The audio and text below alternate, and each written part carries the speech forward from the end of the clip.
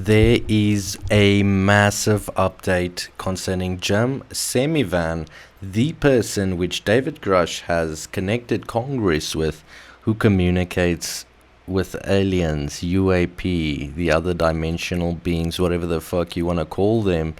And there's quite the significant update. You're not going to want to miss this, so stay tuned, okay?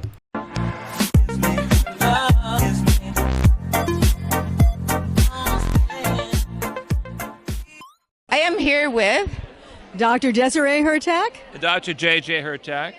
Look at that fucking big-nosed Jew. I'm joking, okay? I've had it explained to me, again, I don't want to be alarmist about it because I don't think it's a bad thing or, I don't think it's a good thing or a bad thing. I just think it's just sort of out there. But it's a little bit scary in the sense that what we don't know is that if reality isn't what we think it is, and these people are able to manipulate at least our version of reality to a certain extent, at least, then we have to be concerned about that because that's the main goal of government, right? Protect its people. Now, have they done that? Well, yeah, if you look at abductions as being real, and I do believe they're real, well, yeah, they have done that to a certain extent, and human rights violations, but it's not been on a scale, they haven't killed anybody, as far as I know. I mean, I don't think there's been any deliberate attacks. So as far as UAP or the phenomenon being an existential threat, no, I don't think that exists at all. I just don't see that. He doesn't think there's a threat, but he can't know, right? You can think that because it's your right, but there's just so much we don't know and can't know because of all this over-classifications, right? National security. We cannot know anything, okay? I mean, it's ridiculous.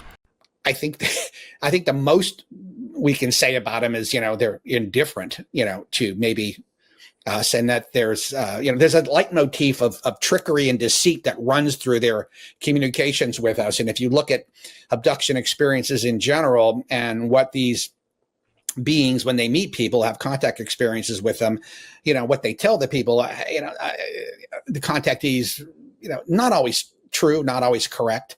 Let's be very notable and take into consideration the specific wording of misleading and deceitful, right? Because we've heard those terms before connecting to this phenomenon.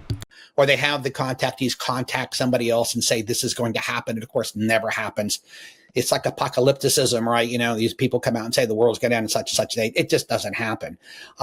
So there are so many variables in all of this. We just have to be careful. And so when you're talking about disclosure, I'm going to go back to that is let's see if we can have a reasonably good handle, at least on some of these questions before we go out and start, making statements about what we know and what we don't know.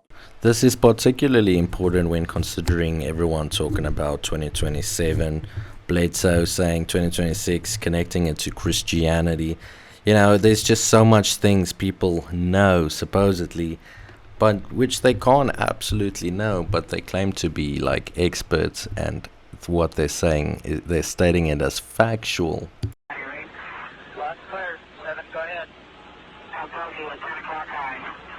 This is Houston. Say again, 7? We have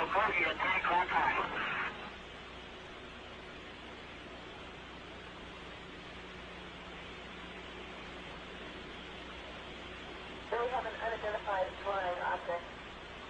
Oh, it's I, but appears to be tumbling. It just seems to be tagging along with us.